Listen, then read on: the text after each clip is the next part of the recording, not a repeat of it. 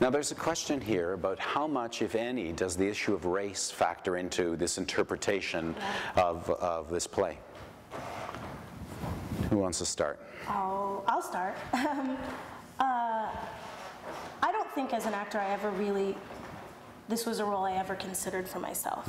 And not that I'm one to put myself in boxes, and obviously I've had a really great career and I've done things that people wouldn't have thought I would have done based on the way I look, race-wise. But so I was curious too, that was my question actually, when are they going to make, is that going to be the point? Is it going to be like a West Side thing? West Side Story, which is, you know, between Puerto Ricans and Polish Americans. And I don't think we're dealing, I don't think we're, quote, dealing with it at all. I think it's sort of not the point, the race. I think it's about two people who are in love with each other, and two families that have a long-standing hate. But it's not. I mean, because same thing. That was kind of one of my questions at the beginning. Is it something? Has it been color-coded, basically? Yeah. But it's not at all. No, and I think that was Des's intention very much. First of all, we were very intent on growing the diversity of our acting company and our audiences. But specifically, I think Des, you know, he said to me, why these two families fight, we don't know.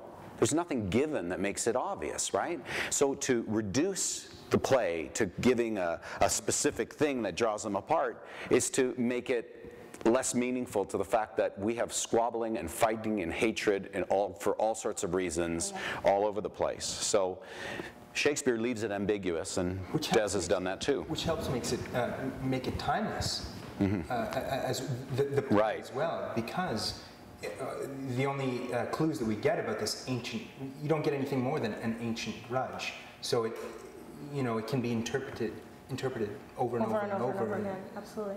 So, Nikki, what's it like joining the company? You're new? Well, I felt like a new kid going to your first day of school. The thing about this acting company that's great is that many people have been here for years and years. So unlike the first day of rehearsal for most shows where everyone's new, I walked into a room where not only had some of these people known each other, but since we perform in rep, a few of the actors had already been rehearsing on another show for 3 weeks. And so I was overwhelmed and really nervous, you know. And then you sit, we have a green room where we eat lunch together, and you sit at a lunch table and you really get to know people, and some really talented, gifted people working here across the board, designers and the frontline staff and all that kind of stuff as well. And so I've really felt like I've been welcomed into a big family, which is nice, because it could have been scary. And what about the voice classes and the text classes and all? Are you doing those? Oh yeah. Good, that's the right answer. we want everybody to take advantage of all the things we have here. And it's remarkable, the support system that we have, especially as a new actor, and this is one of my very first forays into the world of classical theater in a professional capacity. And so you feel like there is someone always there to sort of help lift you up, and everyone's intention is to create a magical theatrical experience for everyone, the audience, the actors. And so have lots of classes. Gareth, someone's asking, any tips for someone wanting to attend the Birmingham Conservatory? Any tips? Just read as much of the bards of Shakespeare's plays as you can. Get to know them,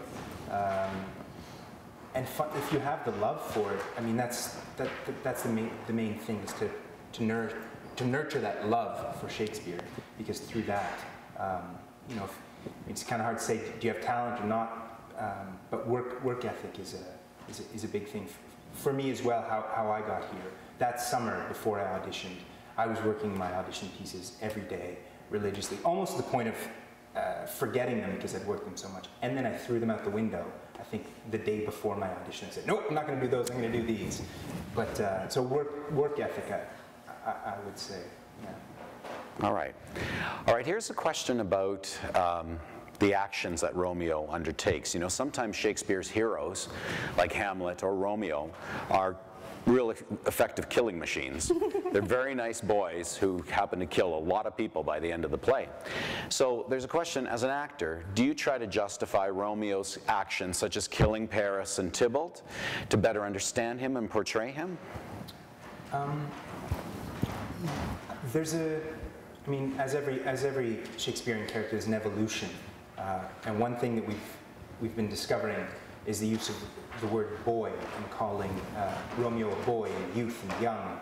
And Romeo's first line in the play is "The day so young," and at the end of the play, in Act 5, he's a man, and people are referring to him as a man, and so these deaths of Mercutio first, then of Tybalt, then of Paris, are an evolution to who he is becoming a man.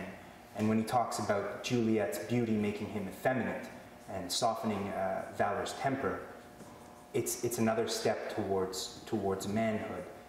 And I'm still figuring this out, but it's hard to be the lover and the fighter, and he has to make a choice, or he can't live in this world. And I'm still figuring it out, but Paris gets in his way at the end. So yes, it is justified that Paris is an obstacle in terms of an acting exercise. Paris is an obstacle that he has to get through to get to Juliet, is how I justify it. And I'm also still playing this, but part of killing Tybalt is not so much killing Tybalt, but the anger that Romeo feels of what Juliet has done to him by making him effeminate and softening Valor's temper. Yeah, kinda. Right. You both must be going through so much right now. Can you please tell us, very quickly, because we should be wrapping up, what's the hardest thing you're facing right now? You begin first, so you give Nikki some time to think. The hardest thing I'm facing right now is, I think it's important as an actor to have secrets on stage, and to bring a secret with you that perhaps nobody else in the cast knows about. So it's finding my secret, and it has something to do with this consequence hanging in the stars and the repetition of the dream, of Romeo having a dream and what that dream was.